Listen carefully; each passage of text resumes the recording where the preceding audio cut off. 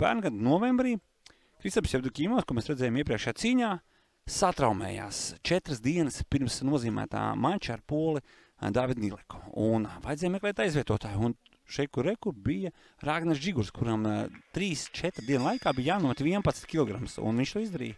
Un viņš debitēja ar ļoti skartām, ļoti skaistu cīņu.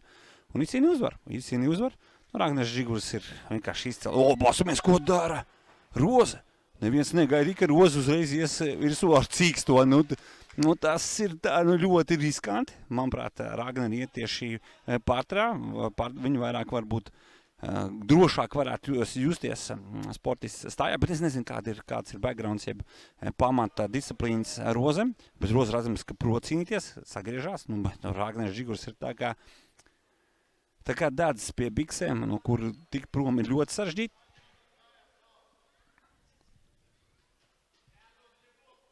Ragnars arī šeit kontrolē. Tad viņš koncentrējas. Viņš ies uz rokas laušanas paņemniskās, griežās ārā. Uz kimuriet! Jā, tur izskatās, ka tur ir viss. Labi, cerams, ka nav trauma. Nu, izskatījās sāpīgi.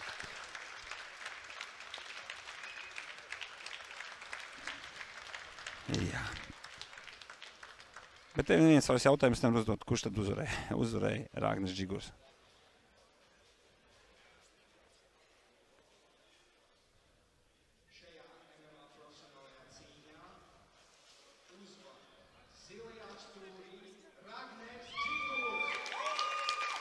Ragnars Žigurs papildina savu statistiku ar otro panākumu tikpat aizvadītajās cīņās un gatavojas savam uznācienam pret Tomasu Markusu jaunākam daļa arēnā Rīgā.